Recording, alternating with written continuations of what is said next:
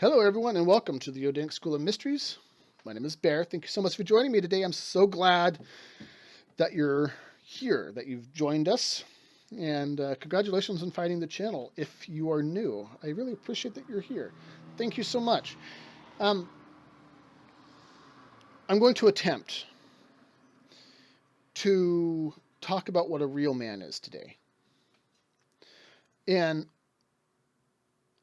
the trouble with attempting something like this is it's a bit like trying to describe love, because there's kind of a disconnect between the intellectual side and then the experiential spiritual knowing that happens in here, right? Which is why they say that all knowledge is really true knowledge is just is wisdom, or meaning true knowledge is stuff that is experienced rather than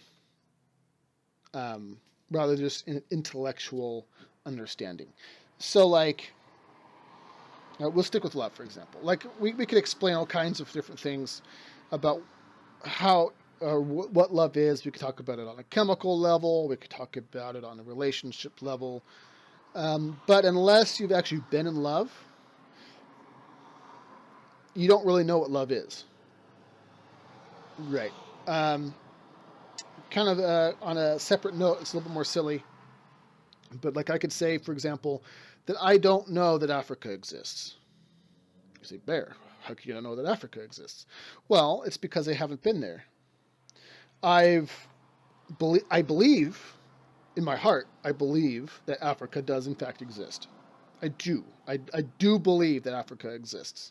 I've been to the zoo, and I've seen animals that I've been told have come from Africa. I've talked to family members and friends who have been to Africa. I have seen pictures of Africa. I've seen YouTube videos featuring Africa. But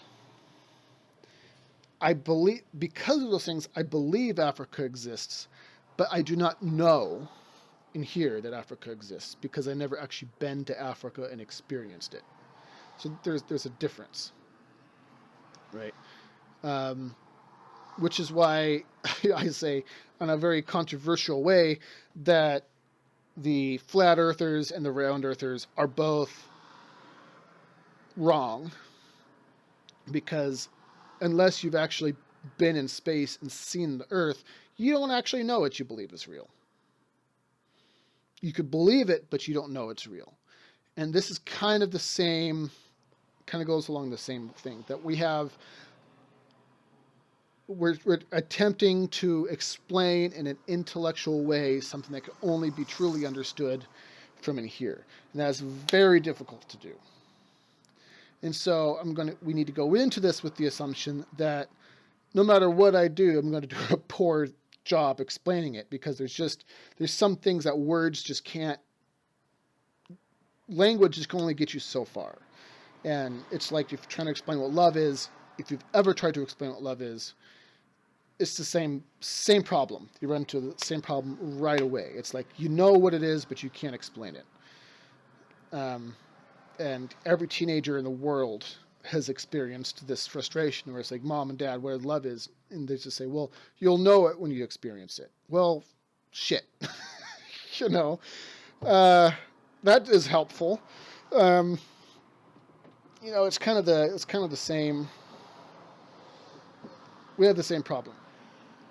I should also say, before we get too far into this, I have the window open next to me, so there's probably going to be some traffic noise. I'm working on getting with my tax return, I'm working on getting a mic.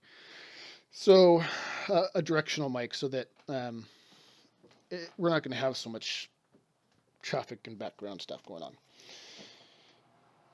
Anyway, so no matter what no matter what I do, I'm going to do a bad job. But I'm going to attempt it because I think it needs to be talked about.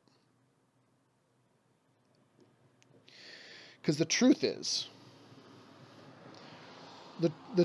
we have lost the understanding of what what real masculinity is. And in truth, I mean, women are, if we're being honest, women have experienced the same thing. Women are exactly the same boat that men are. I was talking to my wife about this just last week, where um,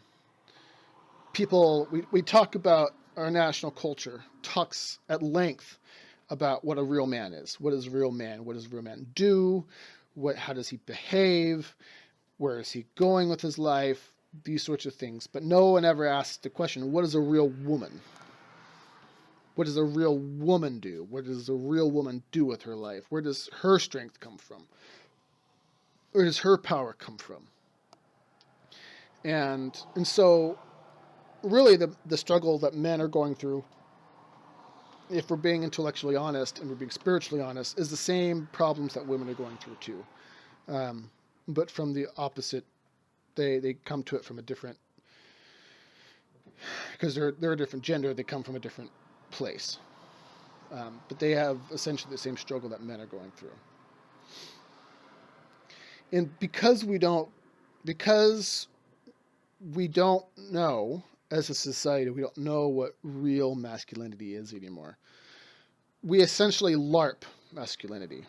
And for those of you who don't know what LARPing is when you dress up in a costume and you go out into the woods and you pretend to be an elf or a warlock or a rogue, and you play act fantasy games, or people will do like steampunk, where they kind of dress up in kind of Victorian era garb and hang out. And it's the same sort of thing. That's called LARPing.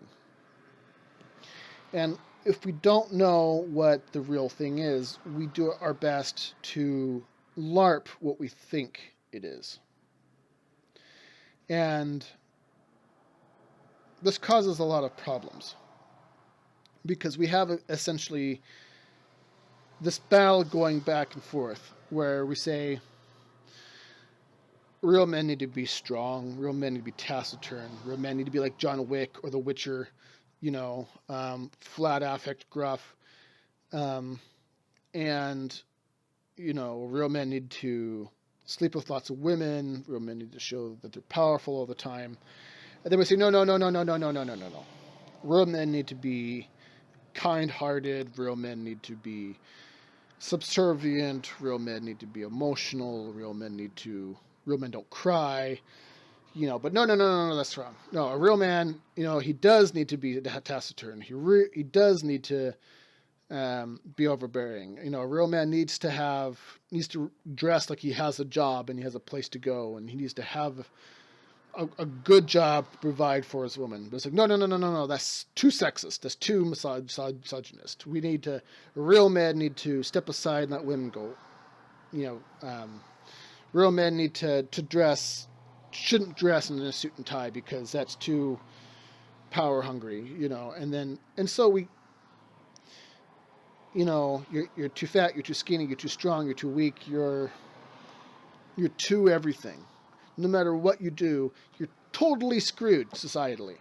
And so this causes serious problems. It causes extreme bifurcation in the way that people behave. And so you have, on one side, you have like I don't like the term, but people call them like the soy boys or the beta males, who kind of go off onto one side, which are totally one side of the spectrum, where you have, where they're emotional, they're subservient, they're pushovers, they afraid to stand up for themselves, they can't open the jar of pickles, and that comes with a serious set of problems, right?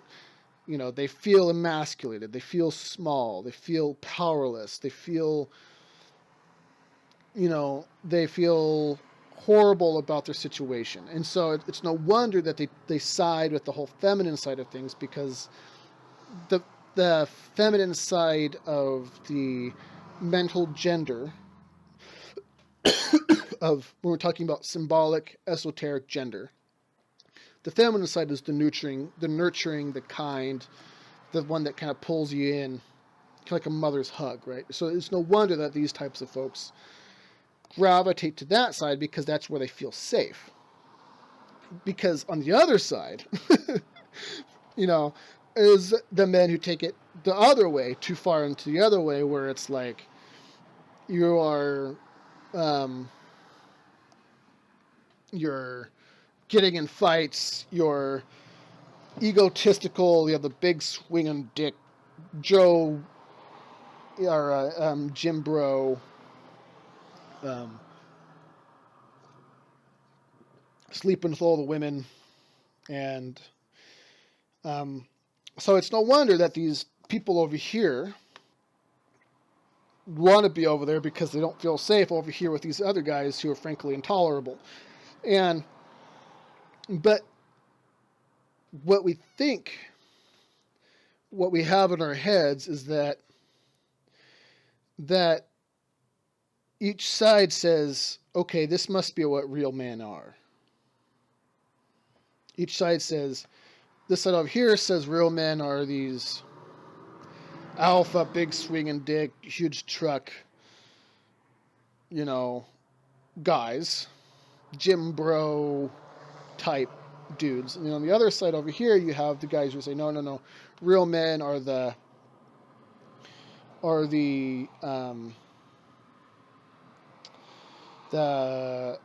soft, subservient, the emotional, this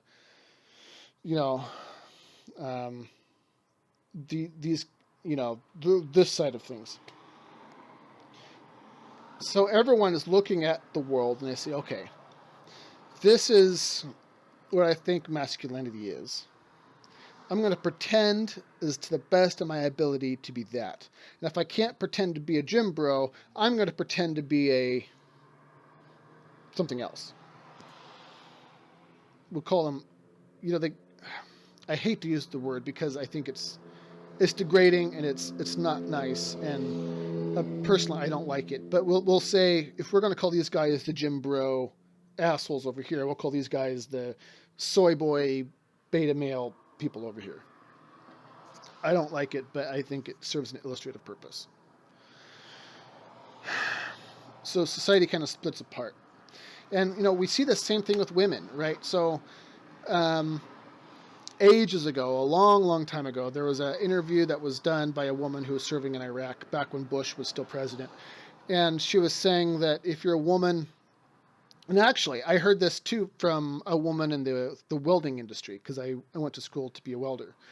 And she was saying that you're either a bitch or you're a slut, right? If you're a woman, you don't get to be, there's no middle ground. Either if you're friendly, you're a slut, and if you're stand up for yourself, then you're a bitch. There's no in between. And, but that's kind of what's happened with both parties. It's like either you are a big swinging dick or you're a pussy, right? There's no in between. Either you're an egotistical asshole or you're a pussy. There is no middle ground. And that's because you don't know where your power comes from. And that's really where we're coming from. That's really the source of all of this, was that we have lost touch with where that power actually comes from. And one of the things, I use my wife, of course I'm biased, right? I love my wife. I'm going to be biased in favor of my wife. But one of the things that really stuck with me, that she taught me a lot, is about what a real woman is.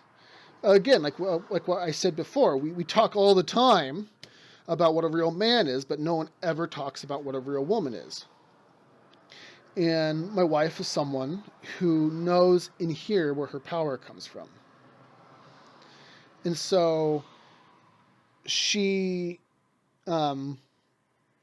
is frankly really intimidating to other women because she has that internal power within her. She could both be compassionate and loving and strong and stand up for herself at the same time.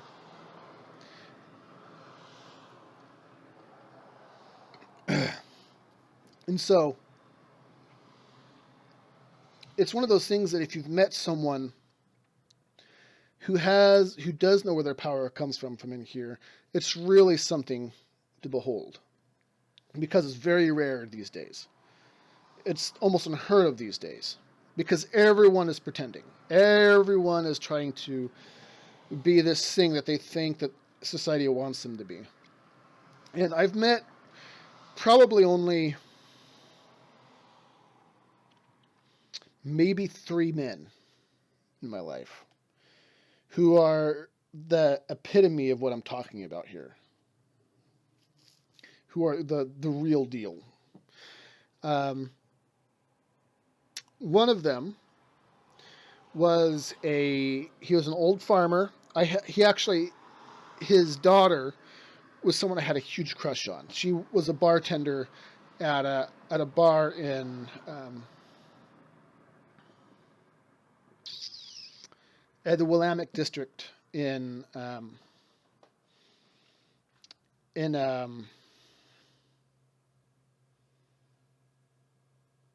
completely lost the name of the town.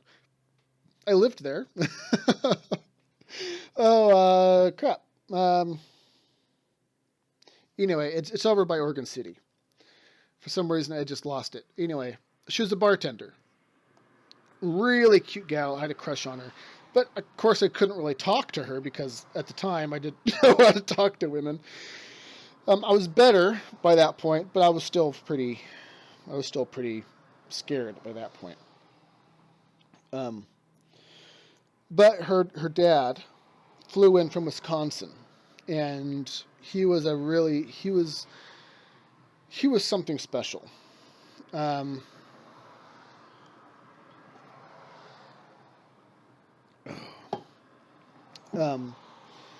He was a little overweight, because I think he pretty much sat on the tractor most days. He wore overalls, and he had a kind of a heavy flannel on, big white beard. Looked a bit like Santa Claus, actually, if we're going to do that, the red cheeks. But he was just a wonderful man, right? Just a wonderful, loving, calm guy. But he had that, when we talk about that internal power,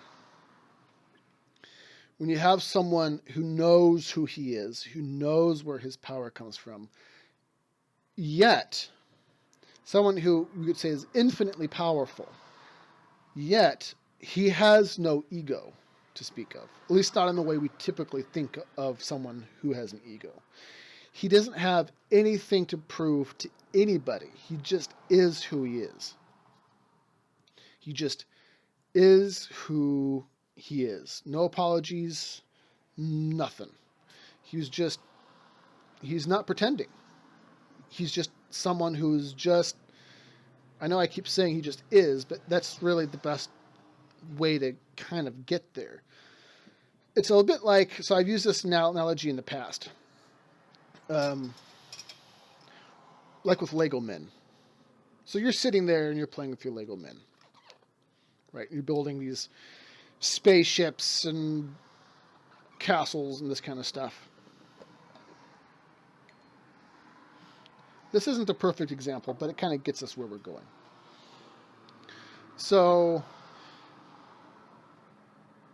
you, in that sense, are a god to the Lego men. You're a god to the Lego men. You have all the power, all the strength, all the decision-making capabilities. You have as much power, you have control over their entire universe. If we're pretending that they're sentient beings, anyway. And they might be, who knows? The universe is a weird place. How often do you feel that you need to stop what you're doing and show off to the Lego men? Say, hey, Lego men, look at me. I am God. You should bow down and worship me. Look at how big and strong I am. I can have sex with all the women I want. And look at my big truck, Lego men. Look at that. Isn't that awesome, my big truck that I have here? Look at my superior technology. I could crush you with my own hand. Unless you're someone who is like super imbalanced, like really imbalanced, that idea would never even cross your mind. Never would cross your mind. You have nothing, no shred of nothing to prove to your Lego men. You're so powerful it doesn't even cross your mind. You have nothing to fear from them. You have nothing to prove to them. You're just, when you're playing with your Lego men, you're just yourself. You have nothing to prove to anybody. And this is how this man behaved when he was with other people. And it wasn't that he was trying to, what's the word I'm looking for? It's not like he was sitting there and was like trying to be friendly because he wanted to be friendly. Or let me try that again.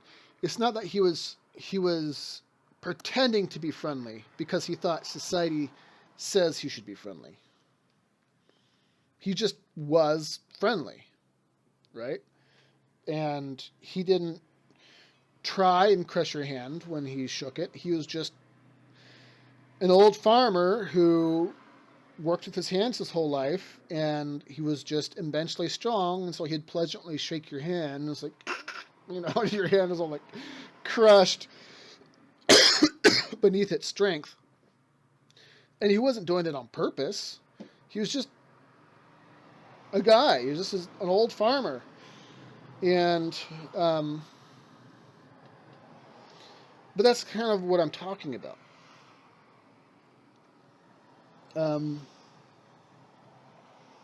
My Uncle Pat was kind of the same way. He could be a real asshole. And what I enjoy about my Uncle Pat is he's fully capable of saying, yeah, I could be an asshole. But he's kind of the same way, where, and more so now that he's older than he was when I worked with him back when I was 18. Time softens everybody. But he was kind of the same way, where where you're powerful. In here, you're powerful. So you don't really have any need to really show off to anybody. You don't have any pressing need to be the best at anything because you don't have to be the best for other people's benefit. You want to be the best because it's just what you personally want for yourself. Right? You're not really seeking other people's worship. You're kind of just doing your own thing.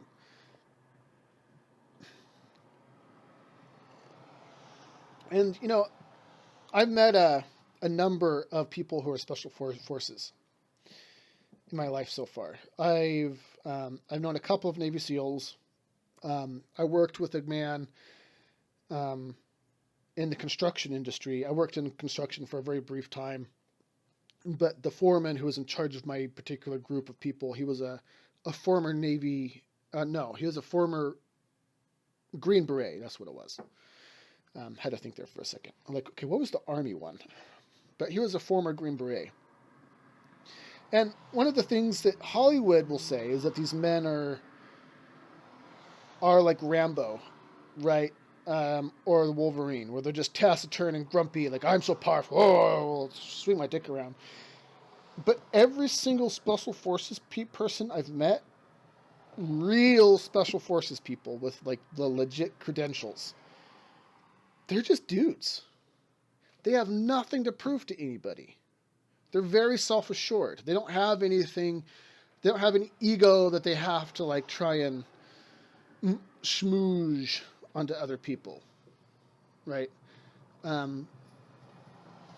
You have to almost have to, like, get them drunk and become super close with them to even get them to even admit that they're even in the Special Forces.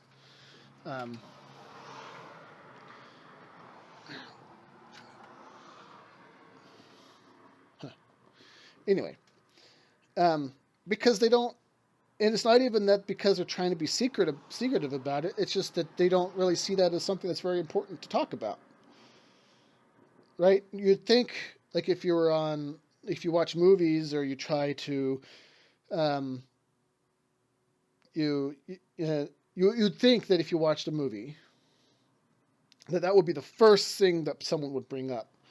So I'm a special forces guy. It's one of those things you want to like bring up to everyone that you talk to. But the real special forces people, at least the ones that I've met, have never been that way. They've always been just super chill, laid back, relaxed guys, right? They don't have anything to prove to anybody because they don't. Why would they have to prove? But that's kind of what I'm talking about. Is if you could get to the point where you're confident enough in your own power that you have nothing to prove, you're well on your way. So you could do things like, that's actually the wrong phraseology because it's not really like, it's not really. Okay, here's the deal. This is a much better way of putting it. Actually, let me make sure this is on silent. Okay.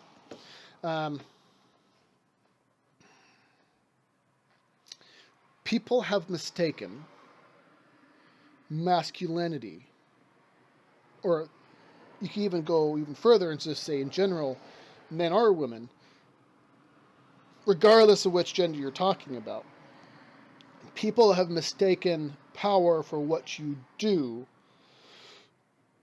Let me make sure I'm saying this right.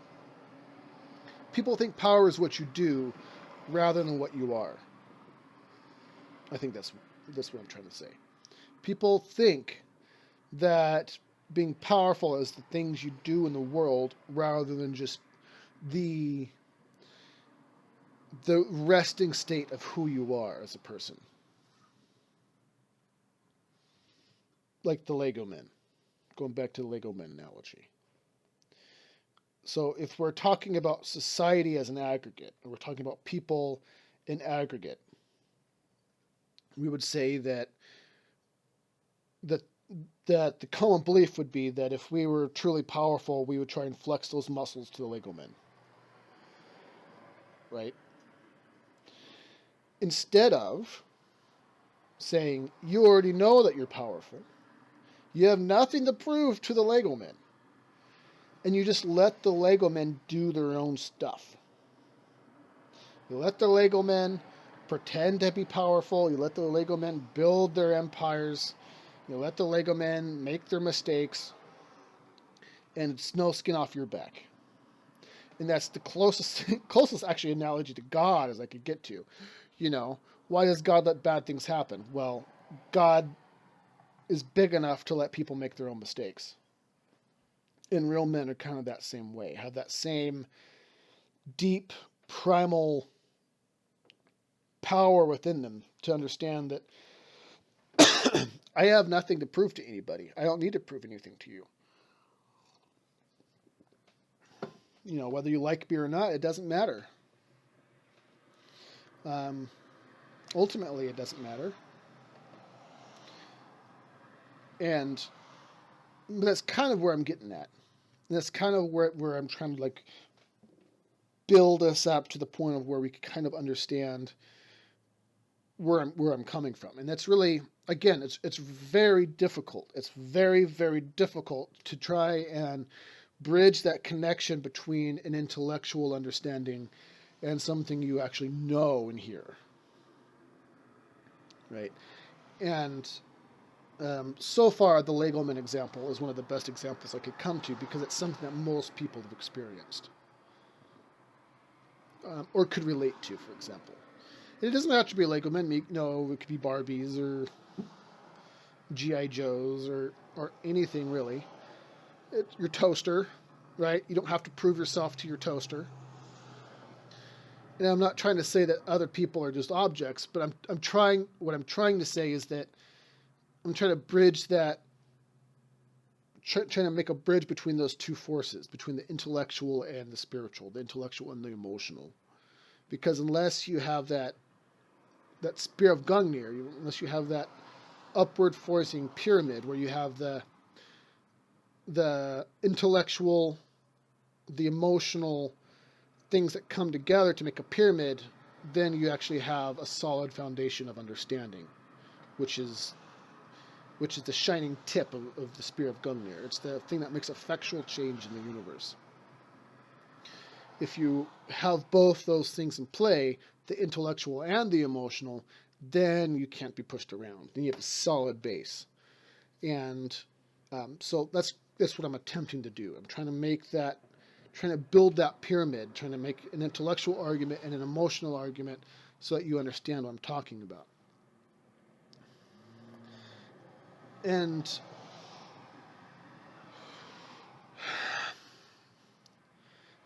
the part that's really difficult is to really help someone understand, or to help someone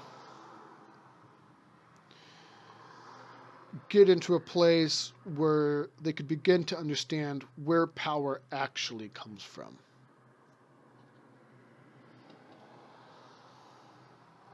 Right? Where power actually comes from. And again, it doesn't matter if you're masculine, if you're a man or a woman on this point. It doesn't matter. And frankly, I don't even know that it matters too much if you're transgender or not. The same question applies. Where does your power actually come from? Where does your strength actually come from? If you think for a second that women don't need to be strong, you're absolutely wrong. Strength is a major part of being feminine. However, I think where people go wrong is that they make the assumption that if you want to be a strong woman, you have to be like a strong man. And I think that part's wrong. I think their strengths are totally different and complementary to each other. Does that make sense? It's kind of like when people say, you're a man, here's all the reasons that women struggle in the world. Right? Here's all gender, inequality, pay, sexism, all this stuff. So they'll list off all these reasons of the way that women suffer. And they say, look at all these reasons that the women suffer. We're oppressed. Look at all these reasons that women suffer. You don't suffer. We could tell that you don't suffer because you don't have the same problems that we do. Rather than saying, look, and then men say, well, look at all the reasons that we suffer. And I think it's a dumb argument. You go in both directions, because just because someone suffers one direction doesn't mean that you don't suffer that the other people don't suffer. Right? Men suffer in completely different ways than women do. But to say that men don't suffer is a bad argument.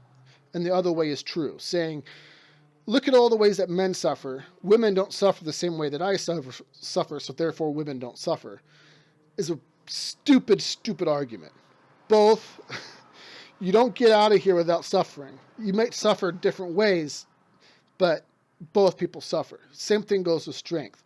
Just because men are strong in a specific way doesn't mean that women don't also have strength. It's just different. Their power comes in different ways than men's power comes from. And some of this comes from,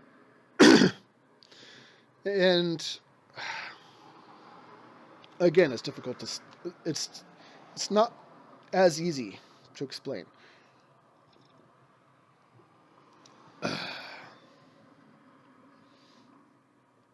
So, it's like,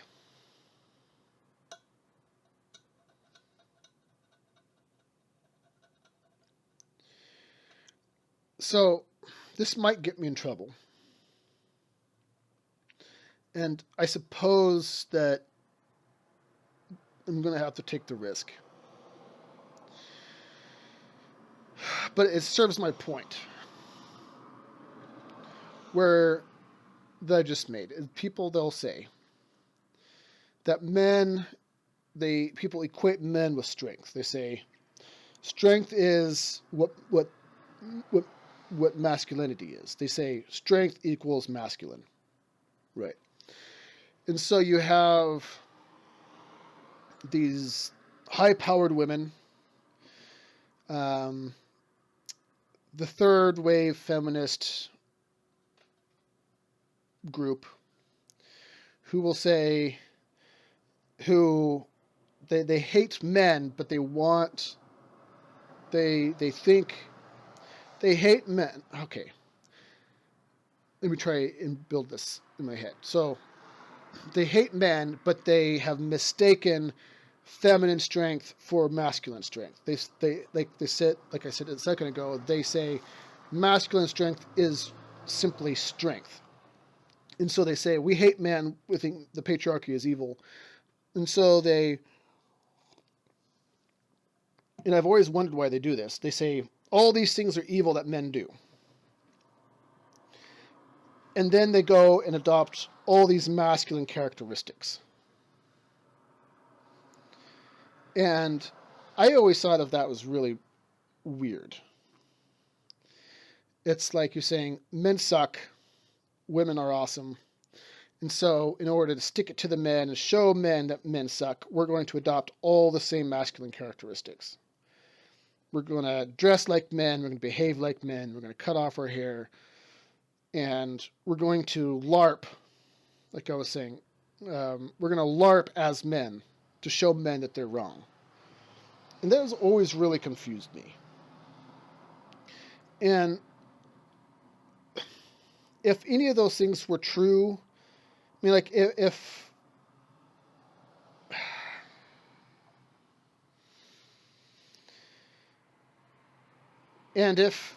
one of those things were true, that they, like, if they cut off their hair, and I know, and it's like, because my wife had short hair for a while, and it's not even really about cutting off your hair, it's more about, because then that's fine, but it's more about, like, kind of the attitude of saying, I'm not, it's like I was saying earlier, where you're pretending, you're LARPing rather than being. You're pretending rather than being. So it's almost like saying men suck, and so, but masculine power is the only form of power, so if we want to be powerful, we have to be like a man. And so you have a lot of these people, and I'm not talking about anyone specific here, but just a general observation. And so you have people who are like, who will LARP masculine power. And so you have people who will say, okay, well, I'm a woman, I want to be powerful, so therefore I need to cut my hair, I need to be mean, I have to adopt masculine characteristics. And if I do those things, then I'll somehow become powerful. And, we see the same thing with going the opposite direction. We see men who are like, okay, well, I don't like masculinity very much, and so I want to be more feminine. And so they start LARPing what they think is feminine behavior. Right? Okay, well, women wear dresses. So if I want to be more feminine, I need to wear more feminine-like clothes. I need to grow my hair out. I need to wear more pink. I need to put on aprons with flowers on it. And again, I don't care if you do any of that stuff. But it's where you have this misunderstanding of where your power comes from. And so you're pretending. You say, okay, if I'm a man and I want to be more feminine, I'm going to pretend to be more feminine. So I'm going to start adopting more of these more traditionally feminine things. And it doesn't, I mean, I'm a stay-at-home dad, right? So I guess you could objectively say that I've adopted a more, I don't know, traditional, I don't know how to put it, traditional feminine gender role or something. A lot of that is due to a head injury. Um, but um, but oh my gosh, it's just so hard to explain. That's the problem, you know, and that's the problem. What I'm trying to say is, if you know where your power, this is what I'm trying to say. If you know where your power comes from, none of that matters. You just do what you want to wear anyway. I'm a powerful guy, and if I freaking love wearing a flower apron, I'll wear a flower apron. Who gives a shit, right? I have nothing to prove to you. I'm just gonna wear it because I like it. You know, I have nothing to prove to you. It's like, who's the guy who plays The Witcher? Um, is it Steve Carell? I don't know. He played Superman too, but it's like, um, I loved the show The Witcher. By the way, I thought it was really cool. But he's like the super muscular guy, and he's super open about loving gaming. He's like a big gamer, and he's super open about it. He doesn't care. It's like, it actually makes him more endearing. He's like, yeah, I like gaming. What of it? You know, and that's kind of what I'm talking about. Where if you know who you are and you know where your power comes from, you don't have any vested interest into proving anything to anybody. You just like what you like, no matter what. If you are a strong, independent woman who knows where her strength comes from, maybe you like short hair. That's fine. But you're not pretending to like short hair. You're not wearing short hair because you think that um, it will give you an air of power or social prestige. You just wear short hair because you like it. Um, and, you know, it's just, I'm doing a bad job at this. Actually, I think I'm doing adequate. I think I'm doing okay. It's just that it's just hard. And that's the problem. It's just very difficult.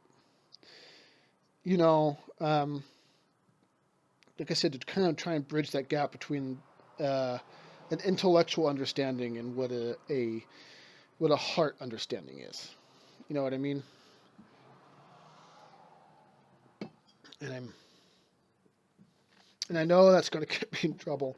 I'm sure it's going to get me in trouble because, I mean, talking about gender is one of those things that's just a hot button issue at the moment. People are very sensitive to it, and you know, you gotta. Sometimes you just gotta tell the truth, even if it's not going to be super popular. But it's just one of those things that if you, again, I keep coming back to it, and you know, it's one of those things that's important to say, that if you know where your power comes from, none of that matters.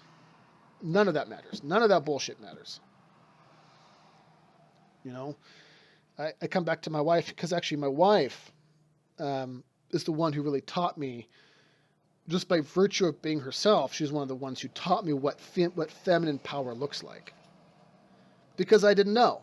I didn't know what feminine power looked like.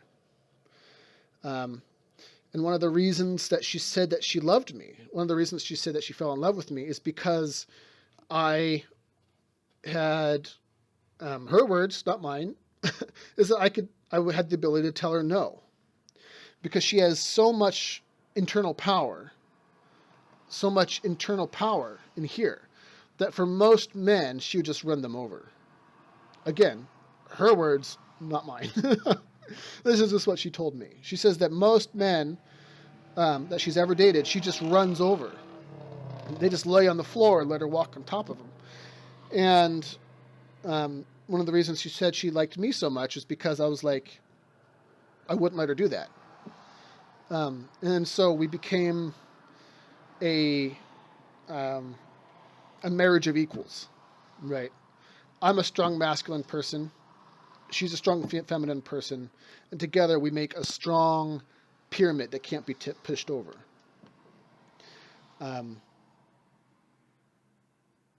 Anyway, it's one of those, and that's what I mean.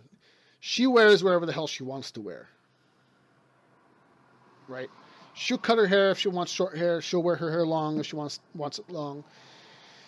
She doesn't need to look any certain way.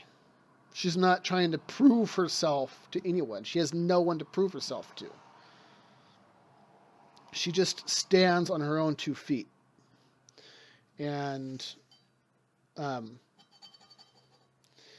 what, and I really respect that. And I think that's what a real woman is. And that's what a real man is. But her strength doesn't come from the same things that my strength comes from. And that's the difference, and that we both know that. I have a certain set of strength. I have a very masculine strength that comes from a very masculine place. Her strength is a very feminine place. And we talked about this. I actually talked about this briefly. Well, I talked about this at length, actually, about on the symbolism of gender video. Where masculine energy, what we're really talking about is we're creating I save this to the end because I like packing some of the stuff on the back end of the video, so that way those people who stick with me get to know the good stuff. Anyway, I do that on purpose. When we're talking about masculine and feminine energy, what we're doing is we're describing an electrical circuit. Right, picture a battery. Do I have a battery in here? I do not. Oh, I do. Picturing an electrical circuit. Energy pushed out is this. This is called the positive end. Then here's called a negative end. They've actually recently changed this because this was considered, they figured it was too confusing. So this is called an anode. This is called a cathode. The anode, or the plus sign, is energy that's pushed out. Is pushed out. The energy leaves the battery from this end and enters the battery from this end, on the minus side. Okay, and this is when we talk about gender, this is what we're talking about. But it's on a much more esoteric spiritual level rather than a social level. We tend, in America and people in aggregate, we tend to talk about gender on a purely social way, in a very social way. But the ancients and the mystery schools know it as much more, in a much more almost scientific way of looking at it, and it's like this. So masculine energy is energy that's pushed outward, right? Which is why the upward pointed pyramid is called the blade. It's the energy that's pushed out into the universe that creates change. It like forces change. Feminine energy is energy that's received back into itself. So it's like, you've seen like even like if you're a plumber or you've done anything like with an extension cord, you have the masculine end, you have the male end and the female end. It's a sexual reference where the masculine energy is energy pushed outward, like through the ejaculation or through semen, and the feminine energy is the energy that's received into itself, that receives that masculine energy and then gives birth to something new. So like that's why men were the ones who went to war, men were the ones who did the farming, men were the ones who they went hunting out into the wilderness. Masculine energy is energy out. The feminine energy, true feminine energy, is like the mother's hug, right? When you're hurt as a little child, you don't come running to dad because dad's going to say, well, pick yourself up. dust yourself off. The woman is the one who will like give you a big hug, will comfort you, will pull you into herself and be like, you're safe, you're warm, I'm going to protect you. And there's even a term for that, like when you get pregnant, it's called nesting, where you start to, where women on a chemical level, even you can measure it in the brain. I don't know how they do that, but they do. There's a chemical that's released when you become pregnant that will make them want to create a safe space for their family inside the home. The woman is usually the one who does the decorating, who puts up the comforting curtains and makes the bed cozy and makes comfortable meals. And the reason that they do that is because that is the feminine energy at work. It's the energy that makes you want to feel safe and warm and comfortable. It's that womb energy, right? You're held by feminine energy. Masculine energy is the opposite of being held. Masculine energy is the energy that's like going out to battle. It's much more aggressive. And you have to have both of those things in order to have a balanced life. And so, feminine energy is. It's funny because I said I was going to talk about men, but it's almost like I ended up talking about both.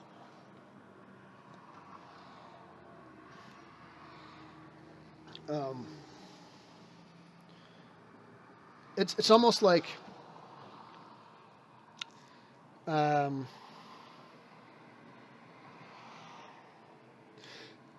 it's almost like masculine strength is the kind of power that comes from being able to go out into the world and fight things, to be able to stand up for yourself, to be able to do what is necessary external from your home environment.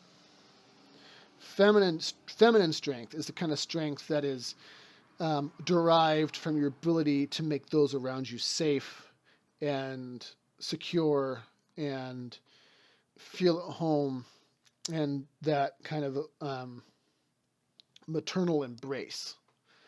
And those two things are, and that's not to say that men can't have that, which is really kind of funny. There was a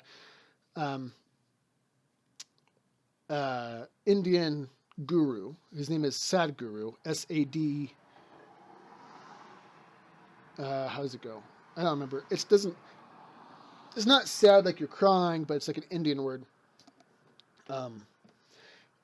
There was a Q&A, and he gets in trouble quite a bit, which is kind of fun.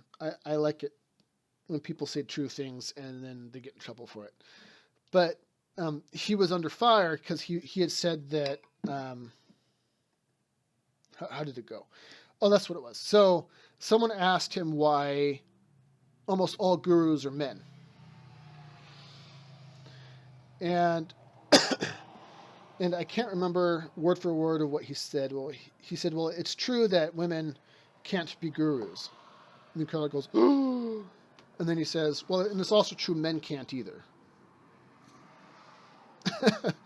And what he was trying to say is that there is a certain amount of androgyny that comes from the mysteries. That what you're trying to do is not trying to become pure masculine in terms of being a real man. And you're not trying to become a pure feminine when you're trying to be a real woman. You're trying to seek a balance of both things. A balance of feminine and masculine energy. So you should be able to go out into the external world and make changes in the external world. But you also need to be able to have internal, home-like, comforting, maternal energy as well. And when you have that, you have two strong foundations, two strong feet to put on the ground. And in that way, you can make, you're totally you can't be pushed around if you do that. There is no pushing. it's just pure, you're just pure power at that point.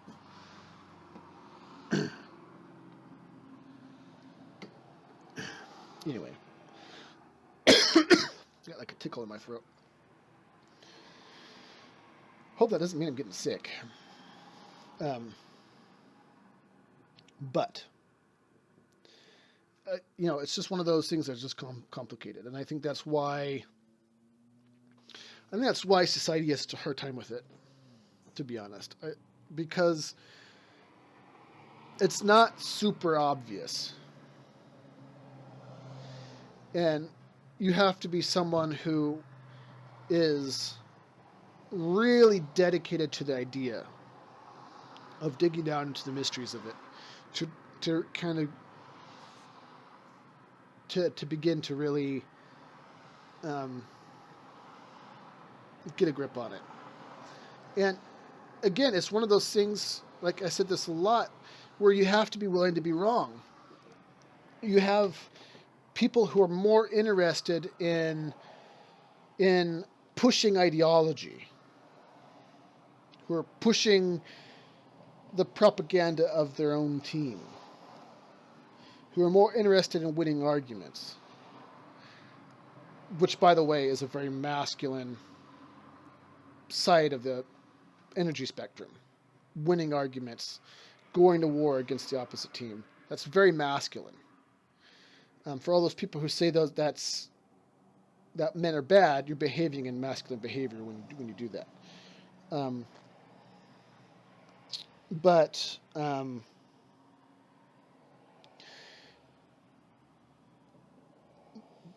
unless you're not seeking a side, but you're seeking to understand. You're trying to get to the essence of what is true, and you're willing to be wrong until you get there. You're not really going to be able to understand it. People are going to listen to what I've just said, and they're going to be furious. Luckily, at least, I only have like 135 subscribers. There's a few more that happened over the weekend. Thank you, by the way, for joining us and subscribing. I hope I don't scare you off. Again, it's one of those things that people are going to hear what I have to say. And then instead of seeking to understand what I'm trying to say in the spirit in which I'm trying to say it, people are going to say, well, you're just a misogynist. You're someone who is, a sex traitor. Sex traitor, I mean, of like you're a traitor to your gender. And they're going to completely miss what I'm trying to say. Whether that be on purpose, or whether it be cognitive dissonance, or whether it be people who are trying to project their own feelings onto me. But it's people who want to win arguments rather than trying to actually understand the truth of something. And that's really, really tough. And that's really tough.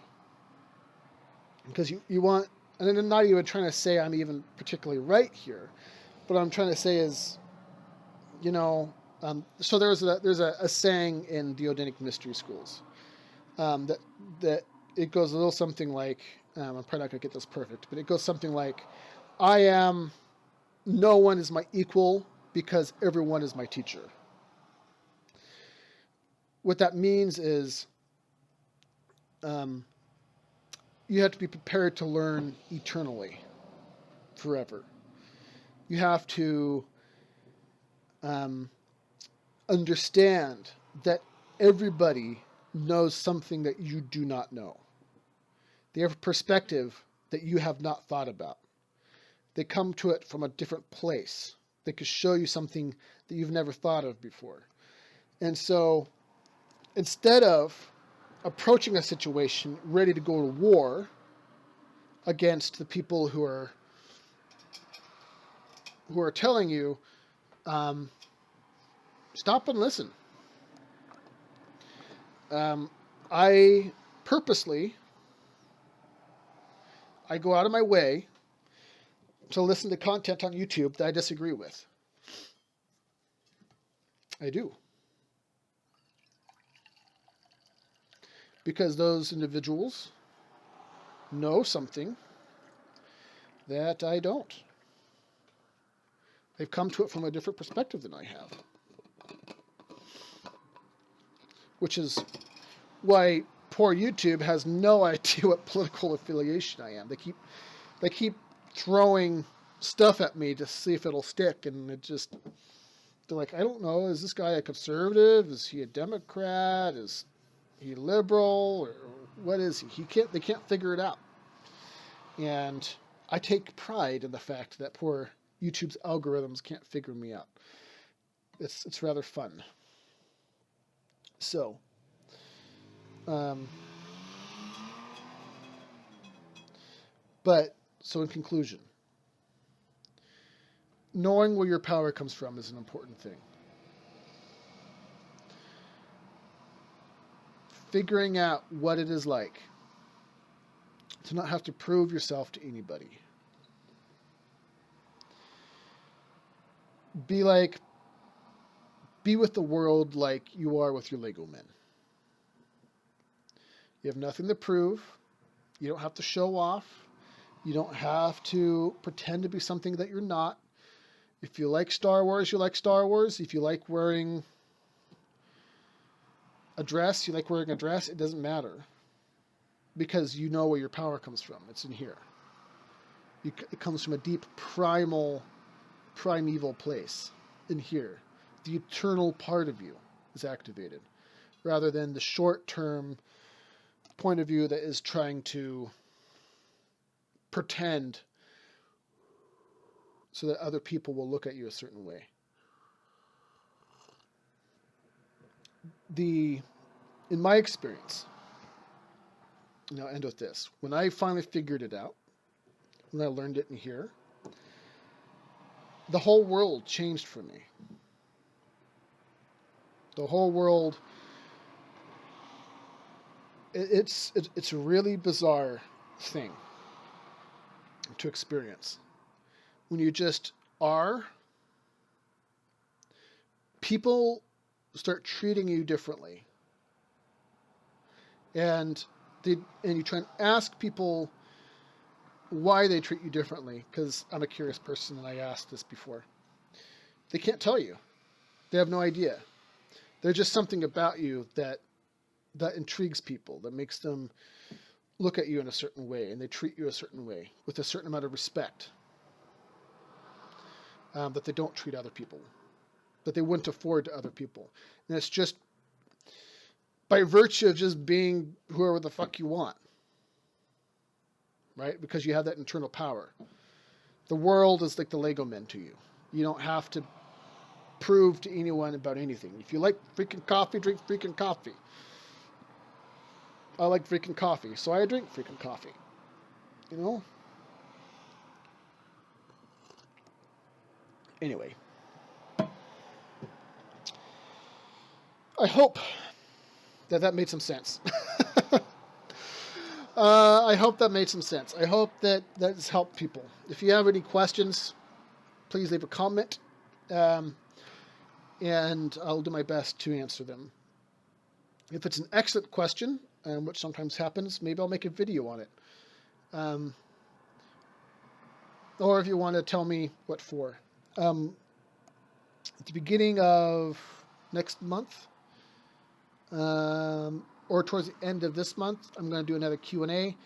And if you want to tell me what for, or ask me a tough question, asking me to explain myself, that would be a great time to do it. Then I will, of course, answer it on the Q&A. As long as it's, of course, family friendly and that kind of stuff. I don't